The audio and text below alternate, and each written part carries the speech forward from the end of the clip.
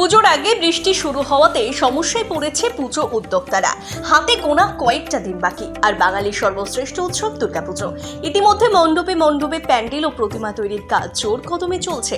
তারই মাঝে বৃষ্টি শুরু হওয়াতে বেশ কিছুটা সমস্যার মুখে পড়তে হচ্ছে পুজো উদ্যোক্তাদের। দক্ষিণ চব্বিশ পরগনা জেলার গঙ্গাসাগরের মহেন্দ্রগঞ্জ দক্ষিণ পল্লী সর্বজনীন দুর্গা উৎসব পুজো কমিটির এবছরের ভাবনা সবার ওপরে মানুষ সত্য। ঝিনুক দিয়ে পুজো মণ্ডপ, গুহার মধ্য দিয়ে প্রতিমা দর্শন, পাহাড়ের ওপরে মহাদেব, আদিযোগী সহ একাধিক দৃশ্য তুলে ধরা হচ্ছে এই পুজো মণ্ডপে। এছাড়াও আলোকসজ্জায় সেজে উঠবে এই পুজো মণ্ডপ।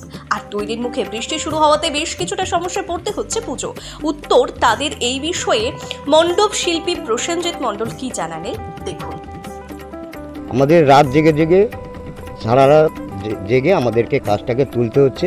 আচ্ছা, এবছরে আমাদের যেগুলো আকর্ষণীয় থিম আছে, ঝিনুকের মণ্ডপ, গুহার মধ্যে দিয়ে প্রতিমা দর্শন, পাহাড়ের ওপর আদিযোগী মহাদেব, সেটা থাকছে পৃথিবীতে এলিয়েনের পদার্পণ, মন্দিরের চূড়া থেকে প্রবাহমান ঝর্ণা এবং আরও অত্যাধুনিক আলোকসজ্জা, ময়ূরের নৃত্য, অতীতের সুন্দরবন, আদিম যুগ থেকে আদিম মানুষ থেকে রোবোটিক যে থিম, সেই থিমের সিরিজ, সেটা আমরা ফুটিয়ে তোলার চেষ্টা করছি। এই যে বৃষ্টি হ্যাঁ, আমাদের মধ্যে প্রচণ্ড সমস্যা হচ্ছে। বাইরের কাজ তো একদমই করা যাচ্ছে না, ভেতরে অল্প একটু জায়গার মধ্যে অনেকগুলো মিস্ত্রিকে গ্যাদারিংভাবে কাজ করতে হচ্ছে। আশা করি 3-4 দিনের মধ্যে বৃষ্টিটা থেমে যাবে। আমাদের মন কিন্তু ভাঙেনি, আমরা জোর কদমে কাজ আগিয়ে যাচ্ছি।